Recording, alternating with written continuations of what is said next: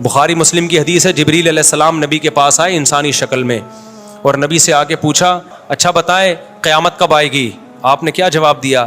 مل مسئول عنہا بأعلم من السائل، ہر سوال کا جواب میرے پاس نہیں ہے۔ فرمایا جس سے پوچھا جا رہا ہے اس کو پوچھنے والے سے زیادہ معلومات نہیں ہے، یعنی نبی نے بتا دیا مجھے پتا ہے کہ تمہیں بھی نہیں پتا ہے کہ کب آئے گی، مجھے بھی نہیں پتا ہے اور تمہیں بھی نہیں پتا ہے۔ پھر جبریل نے کہا کہ یا رسول اللہ علامتیں بتائیں قیامت کی، یہ تو نہیں پتا کب آئے گی، کچھ علامتیں تو ہوں گی، آپ نے علامتیں بتائی ہیں۔ ہمارے نبی نے قیامت کی علامتیں بتائی ہیں، قیامت کا ٹائم نہیں بتایا۔ اس میں ایک بڑی علامت کیا بتائی؟ ان تلد الامۃ ربتها، باندی اپنے آقا کو جنے گی۔ سب سے زیادہ نبی کا مذاق اڑایا جاتا اس نظریے پہ کہ ہم مرنے کے بعد دوبارہ زندہ ہوں گے۔ اس نظریے پہ جتنا مذاق اڑایا گیا ہے نا اسلام کا اور پیغمبر اسلام صلی اللہ علیہ وسلم کا، اتنا مذاق کسی اور عقیدے پہ بولو نہیں اڑایا گیا۔ اس لیے قرآن اس کو بہت زیادہ فوکس کرتا ہے۔ قرآن کہتا ہے جو اس آسمانوں اور زمین کو اور اتنی خوبصورت کائنات کو پہلی مرتبہ بنا سکتا ہے، جو تم نے مان لیا کہ پہلی مرتبہ تو بنے ہیں نا، تو دوبارہ کیوں نہیں بنا سکتا بھائی؟ تو پھر وہ اسی مذاق میں نا نبی سے آ کے کہا کرتے تھے اچھا کب ہوگا، یہ ٹائم تو بتائیں، یہ دوبارہ زندگی ہمیں کب ملے گی، قیامت کب آئے گی، وہ عذاب کب ہوگا؟ تو اس کو قرآن نے جزو قرآن بنا دیا ان آیتوں کو۔ سأل سائل بعذاب واقع، اے نبی آپ سے ایک پوچھنے والا آ کے پوچھتا ہے مذاق اڑانے کی نیت سے، وہ عذاب کب واقع ہوگا جو واقع آپ کے خیال میں واقع ہونے والا ہے، بتا دینا، ٹائم بتا دینا۔ یہ سوال بھی بہت دہراتے تھے، کب آئے گی کب آئے گی، ٹائم بتائیں ٹائم بتائیں۔ قرآن ہر دفعہ ایک ہی بات کو ریپیٹ کرتا ہے لیکن مختلف انداز سے۔ تیسرا حکم جو اللہ نے بہت زیادہ قرآن میں بیان کیا ہے، ہر رکوع میں ہر پارے میں بار بار، میں یہ اس لیے 3 احکام کو بار بار کر رہا ہوں کہ انہی تینوں کو چھوڑا ہوا ہے ہم نے، اور میں اسی تینوں پہ بہت زیادہ اسی وجہ سے بیان کرتا ہوں کہ قرآن کے بیسک ٹاپکس ہیں۔ وہ تیسرا کیا؟ مرنے کے بعد ختم نہیں ہوگا میرے بھائی۔ مرنے کے بعد تمہیں نظر آتا ہے کیڑے کھا کے ختم کر دیتے ہیں، یہ تمہاری باڈی ختم ہوتی ہے، تم ختم بولو نہیں ہوتے، تم فنش نہیں ہوتے، روح باقی رہتی ہے، جس کو عذاب بھی ہوتا ہے ثواب بھی۔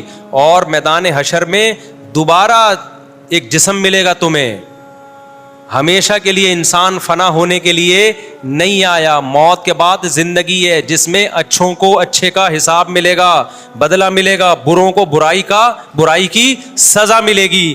یہ چیز بھی سائنسدان نہیں مانتے۔ یہ 3 چیزیں ایسی ہیں جن کو لبرل لوگ نہیں مانتے۔ کوئی کہتا ہے خدا نہیں ہے، اللہ کہتے ہے، کوئی کہتا ہے لیکن اس کے ساتھ اوروں کو شریک کر لیتے ہیں جو مذہبی لوگ ہیں، اللہ کہتے ہیں نہ، اس کے ساتھ کوئی شریک نہیں ہے، صرف وہ۔ تیسرا تمہیں تمہارے اعمال کا حساب دینا پڑے گا۔ تو یہ 3 باتیں جب نبی کیا کرتے تھے نا تو مشرک ان میں سے ایک بات کو مانتے تھے، اور جو ملحد ہیں وہ ایک بھی نہیں مانتے تھے۔ جو اس دور میں ملحد تھے، ایتھیسٹ تھے، وہ کہتے تھے کوئی خدا ہے ہی نہیں، ان ہی الا حیاتنا الدنیا نموت ونحیا وما یہلکنا الا الدہر، کہتے کچھ بھی نہیں ہے بھائی، ہم پیدا ہوتے ہیں مر جاتے ہیں، یہ زمانے کے تصرفات ہیں، یہ نیچرل ہے۔ یہ کیا ہے؟ سب یہ نیچرل پروسیس ہے۔ جیسے بیج زمین میں ڈالو، پودا اگے گا، پھل اگے گا، آم ادلیں گے، نیچرل ہے نا، کرنے ورنے والا کوئی بھی بولو نہیں ہے۔ تو یہ سب آٹومیٹیکلی ہو رہا ہے، مر گئے، کھاؤ پیو موج مستی۔ آج بھی بہت سے لوگ، زیادہ تر تو آج دنیا میں اسی طرح کے لوگ ہیں، حتیٰ کہ ہندو نام کے ہندو ہیں، سوچ ان کی بھی، وہ ہندوؤں کا بھی 7 جنم ونم والا گیا۔ وہ ایک ہندو پنڈت نے کسی نے کہا نا کہ کوئی برا کام کر رہا تھا تو ہندو پنڈت نے اس سے کہا کہ تو اگلے جنم میں گدھا بن جائے گا۔ اس نے کہا پچھلے جنم میں گدھا تھا، اس جنم میں کیا بناؤں؟ کچھ اچھے کام کیے تو میں انسان بن گیا ہوں، تو اب میں دوبارہ کیا بن جاؤں گا؟ گدھا۔ تو پھر میں کچھ اچھے کر لوں گا پھر انسان بن جاؤں گا۔ خیر یہ ان کا عقیدہ ہے، ہمیں اس سے کیا لینا دینا۔ تو ان کا یہ کہ 7 جنم ہوتے ہیں، لیکن اب دنیا میں لوگ اس کو، کیونکہ کسی مستند کتاب سے ثابت نہیں ہے وہ، تو جو ملحد تھے وہ کہتے تھے ان ہی الا حیاتنا الدنیا، صرف ایک دنیا کی زندگی ہے، مرتے ہیں پیدا ہوتے ہیں، زمانے کے تصرفات ہیں اور کچھ بھی نہیں ہے۔ ان پہ قرآن نے رد کیا. اوحا ربک الی النحل, اللہ کہتے ہیں نیچر نے اتنی حسین ہے کہ ایک شہد کی مکھی, ملکہ مکھی, مزدور مکھیاں پورے ایک گیدرنگ کے ساتھ جاتی ہیں, چھتا تیار کرتی ہیں, اور فصل کی سبول ربی کی ذلولا. قرآن ایک ایک چیز کو ہائی لائٹ کرتا ہے شہد کی مکھی کی. اتنے لمبے لمبے راستے ٹریول کر کے دوبارہ اسی چھتے میں آتی ہیں. ایسی خوبصورت مینجمنٹ کے بعد اور محنت کے بعد اتنا خوبصورت شہد نکالتی ہیں جس کا ذائقہ اتنا مزیدار, اور اس میں کیسی شفا رکھی ہوئی ہے. میٹھی چیزیں اکثر صحت کے لیے نقصان دہ ہیں, شہد صحت کے لیے انتہائی فائدہ مند ہے. اللہ کہتے ہیں یہ فطرت کی بیوٹی نہیں ہے, یہ اس خدا کی کمال ہے جس نے اس فطرت میں حسن ڈالا ہے. حسن آٹومیٹیکلی نہیں آتا. کبھی دیکھا دلہن بیٹھے بیٹھے تیار ہو گئی, بیوٹی پارلر جائے گی 2 گھنٹے ڈسٹمپر کے ڈبے خالی ہوں گے. تو یہ ٹاپک قرآن نے بہت زیادہ بیان کیا ہے کہ اگر یہ آٹومیٹیکلی ہوتا. آج میں جو سورہ فرقان ہے نا, سورہ فرقان پڑھ رہا تھا, هو الذی خلق من الماء بشرا فجعله نسبا وصہرا. یہ آیت مجھے بڑی پیاری لگتی ہے, بڑا مزہ آتا ہے اس کو پڑھنے میں. سورہ فرقان پڑھا کرو, بہت مزہ آئے گا. تبارک الذی نزل الفرقان علی عبدہ لیکون للعالمین نذیرا. ایسے انداز سے شروع ہوتی ہے نا, ایسا انداز ہے شروع میں انسان کو ہلا دیتی ہے. بہت برکت والی ہے وہ ذات جس نے اپنے ایک بندے پر الفرقان, حق اور باطل میں دودھ کا دودھ اور پانی کی طرح فرق کرنے والی کتاب پیدا کی ہے. کانسیپٹ کو کلیئر کرنے والی کتاب پیدا کی, الفرقان. لیکون للعالمین نذیرا, تاکہ وہ ایک یتیم پیغمبر, یتیم محمد صلی اللہ علیہ وسلم سارے جہانوں کے سارے انسانوں کو اللہ کے خوف اور اللہ کے عذاب سے ڈرا دے. کیا ڈرائے؟ کہ تم سب آزاد نہیں ہو, تم میں ہر شخص سے اپنے اعمال کا حساب دینا پڑے گا. اس پیغام کو لے کے محمد صلی اللہ علیہ وسلم مکہ میں آئے, اور ایک یتیم پہ اللہ کہتے ہیں ہم نے قرآن اس لیے نازل کیا تاکہ یہ یتیم ساری دنیا کے سارے انسانوں کو بتا دے کہ مرنے کے بعد ختم نہیں ہونا, مرنے کے بعد حساب و کتاب دینا ہے. کیا جلال ہے یار اس ایک آیت میں. اور نازل کب ہو رہی ہے؟ مکہ میں, جب 4 آدمی بھی مسلمان نہیں ہوئے تھے. اور ایسے یتیم پہ نازل ہو رہی ہے جو نہ لکھنا جانتے اور نہ پڑھنا جانتے. کیا کانفیڈنس ہے یار, کیا کانفیڈنس ہے. اگر کوئی اس وقت ہوتا وہ کہتا بھائی تمام جہان آپ, ایک مکہ میں یتیم, کوئی جانتا آپ کو ہے نہیں, قافلے یہاں سے نہیں گزرتے, نہ پانی ہے نہ گھاس ہے, اور بات کیا کر رہے ہو ساری دنیا کے سارے انسان. اللہ کہتا ہے وہ اللہ وہ برکت والی ذات ہے جس نے قرآن کو نازل کیا. اس قرآن کے ذریعے ہی پھیلا دے گا اللہ, اور آج پھیلا دیا نا پوری دنیا میں. دنیا میں کوئی ایک چپا ایسا نہیں ہے جہاں قرآن پڑھا نہ جاتا ہو. دنیا میں سب سے زیادہ نام اللہ کا لیا جاتا ہے. اذانیں دیکھو پوری دنیا میں پھیل چکی ہیں. تو اسی سورہ فرقان میں اللہ کہتا ہے خلق من الماء بشرا. اللہ کہتے ہیں تمہیں اللہ کی قدرت سمجھ میں نہیں آتی. ایک غلیظ پانی سے انسان کو بنایا میں نے, اس پانی کو دیکھو, اور بنا کے کیا فجعلہ نسبا وصہرا. اس کو 2 خاندان دے دیے, ددیال ننیال, اور بلوغت کے بعد ایک خاندان دے دیا سسرال. اتنی بڑی عزت دے دی اس کو, خاندانوں میں پیدا کیا. اس کی خوشی پہ ددیال ننیال بھی خوش ہوتا ہے, سسرال بھی خوش ہوتا ہے. اس کے رونے پہ ددیال ننیال بھی روتا ہے اور سسرال بھی روتا ہے. ایک پانی کو اتنی عزت آٹومیٹیکلی اب بولتی بند نہیں مل سکتی. لوگ کہتے ہیں نا بولو نہ بولا نہیں بولا کرو, آپ خود ہی بول لیا کریں تاکہ میں بولو نہ نہیں بولا کروں, سینٹینس مکمل کر لیا کریں. ایک غلیظ پانی تھا, کوئی کہہ سکتا تھا ایک ایسے پروسیس سے اس کو ابھی گزارا جائے گا, ایک ایسی مشین میں کہ یہ چودھری اور وڈیرا بنے گا, ٹھیک ہے نا, یہ سائنٹسٹ بنے گا, اور یہ ایک سیاستدان بنے گا, یہ ایک بڑا آدمی بنے گا, یہ ملینز بنے گا, بلینئرز بنے گا, اور پھر اس کا ایک خاندان ہوگا.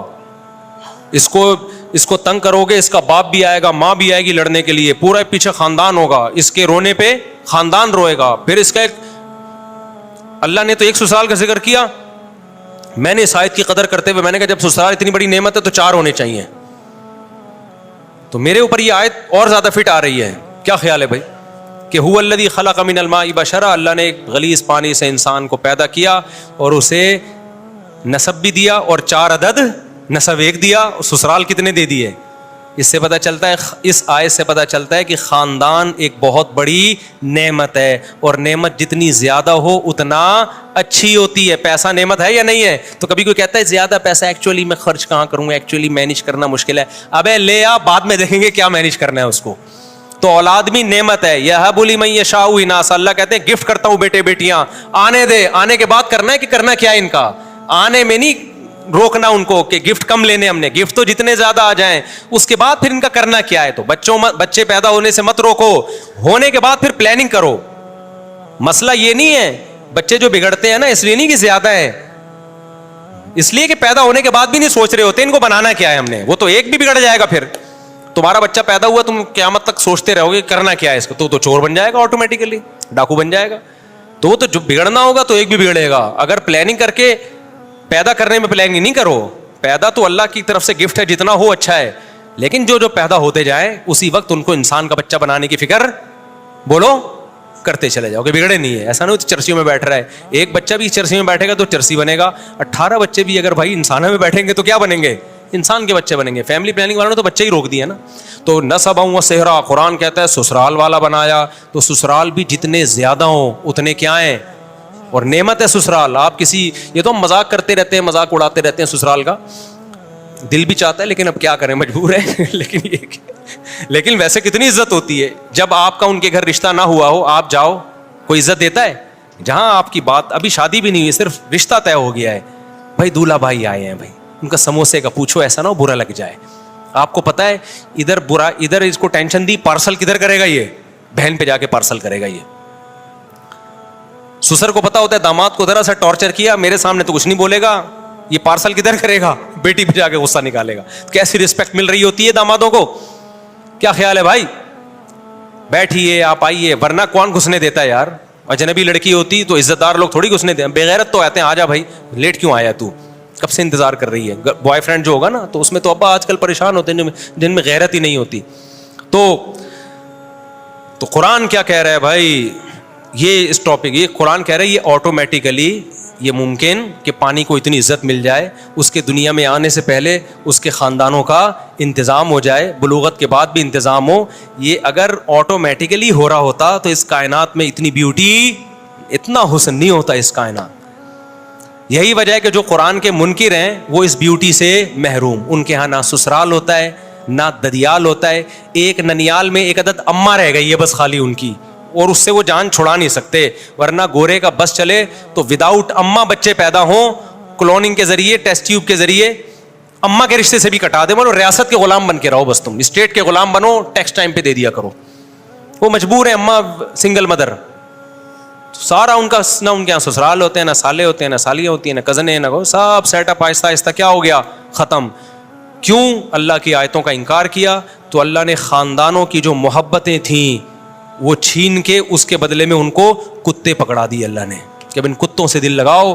فرانس میں بھی کتے پالے جاتے ہیں, میرا ویزا ریجیکٹ ہوا اس چکر میں یورپ کا. انہوں نے کہا ہمارا مذاق اڑاتا ہے. میں نے کہا مذاق نہیں اڑا رہا بھائی, آپ تو کتے پالتے ہیں, ماشاء اللہ کتنے اچھے لوگ ہیں آپ لوگ, کتے پالتے ہیں. ہمارے کتوں کا حال دیکھو. ابھی ایک واقعہ سناؤں, کتے پہ بڑا زبردست واقعہ ہے.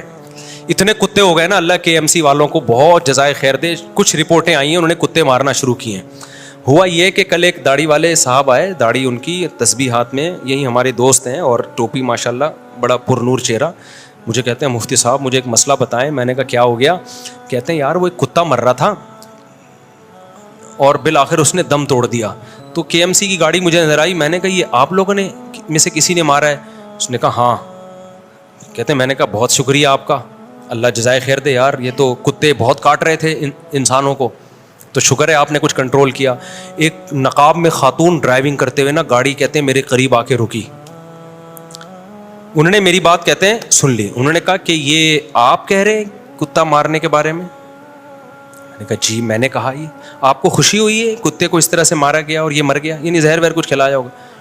جی مجھے خوشی ہوئی ہے. تو آپ نماز بھی پڑھتے ہیں؟ ابھی نماز پڑھنے جا رہے ہیں؟ کہ جی نماز, دعا بھی مانگیں گے اللہ سے, ذکر اذکار بھی؟ کہ جی. یعنی ایک طرف آپ کتے مار رہے ہیں, دوسری طرف نمازیں پڑھ رہے ہیں.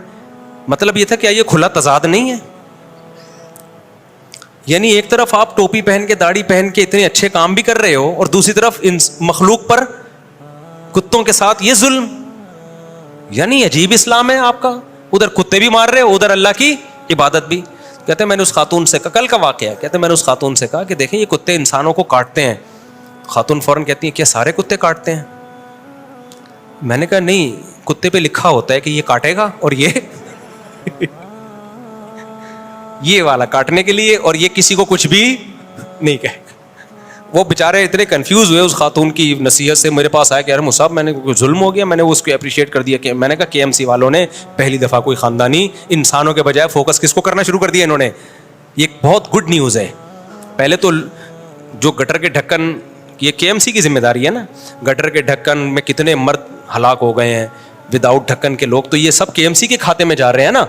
اور جو بجلی کے کھمبوں سے لوگ, بجلی کے کھمبے کراچی میں گلے ملتے ہیں آ کے, خود چپک چپک کے بندے مارتے ہیں بارشوں کے موسم میں, تو یہ بندے کون مار رہا ہے؟ تو کے ایم سی کے کھاتے میں جا رہے ہیں. اللہ کا کتنا فضل ہو گیا, اب انسانوں کو چھوڑ کر کے ایم سی نے کس کو فوکس کرنا شروع کر دیا؟ کتوں کو. تو گڈ نیوز ہے بھائی. اس سے زیادہ مجھے خوشی اس پہ ہوئی ہے. اتنے کتے یار, آپ کی سوچ ہوگی. ساری جو اینیمل لورز اور این جی اوز ہیں وہ آ کے وہ رکاوٹ بنتی ہیں. خیر, بات کو جلدی سے سمیٹیں, نماز کا ٹائم ہونے والا ہے. تو اللہ میاں نے اس نظریے پہ بھی قرآن میں بہت رد کیا کہ اس کائنات میں نیچر میں جو بیوٹی ہے آٹومیٹیکلی نہیں ہے. دوسرا نظریہ شرک کا, جو اللہ کو مانتے ہیں وہ اللہ کے علاوہ بھی بہت سوں کو مانتے ہیں. ہندو دیکھو نا کتنے کتنے بھگوان ان کے. تو قرآن نے کہا اللہ کا مطلب کیا ہے؟ صرف ایک. کسی مزار پہ کسی قبر سے نہیں مانگنا, کسی بزرگ سے نہیں مانگنا. انتم الفقراء الی اللہ, تم سب کے سب اللہ کے در کے محتاج, حاجت روائی مشکل کشائی اللہ کے سوا کوئی نہیں کرے گا. اور تیسرا, قرآن نے جس چیز کو فوکس کیا, جس کا اس آیت میں تذکرہ ہے کہ موت کے بعد حساب و کتاب ہے. تو یہ جو آیت میں نے پڑھی ہے نا, ہوا یہ تھا, تینوں پہ مذاق اڑتا تھا نبی صلی اللہ علیہ وسلم کا, لیکن سب سے زیادہ مذاق پتہ ہے کس عقیدے پہ اڑایا جاتا تھا؟ خدا کے انکار یا خدا کی توحید پہ نہیں.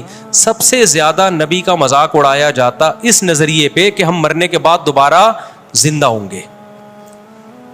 جب ان کی بات ہوتی نا کہ صرف ایک اللہ ہے تو وہ طنز کرتے تھے, استہزاء بہت زیادہ نہیں کرتے تھے وہ.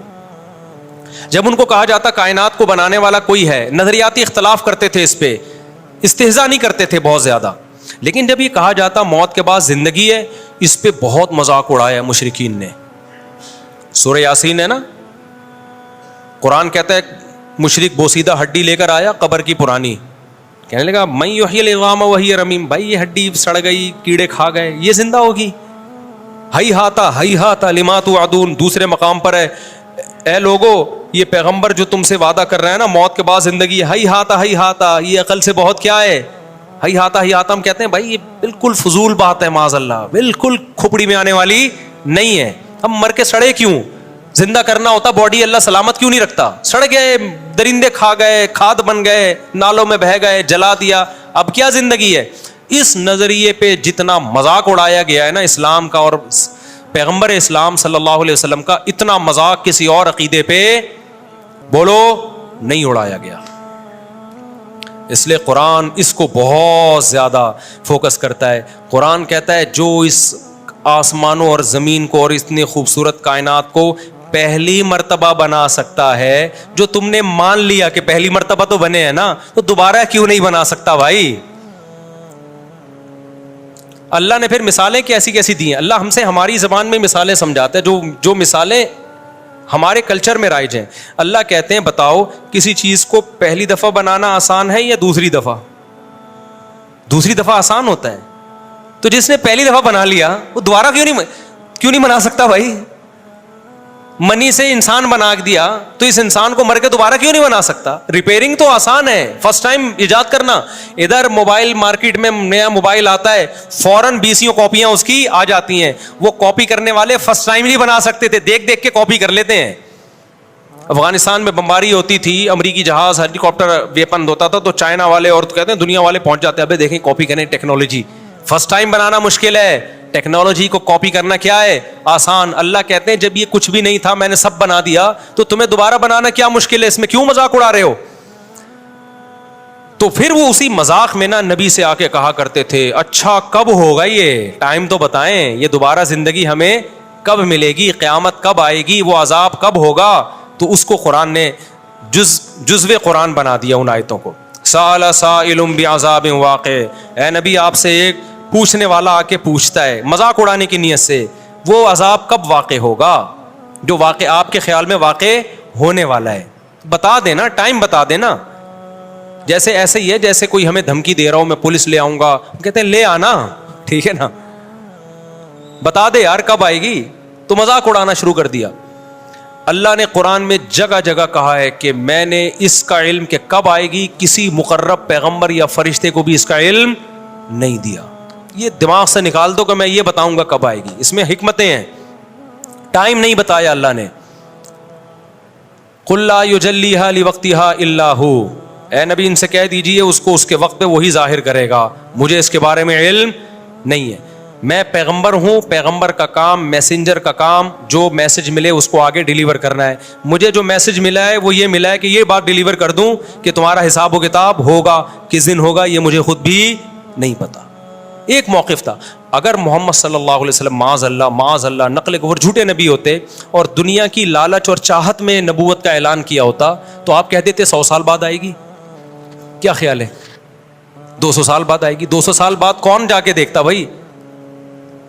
نبی کو معاذ اللہ نقل کفر جو عزت حاصل کرنی تھی, جو دولت, وہ تو مل جاتی نا بھائی. دنیا میں جو نفس پرست لوگ ہوتے ہیں وہ کہتے ہیں یار ابھی تو لوٹو, ہمارے مرنے کے بعد جو مرضی ہوتا رہے.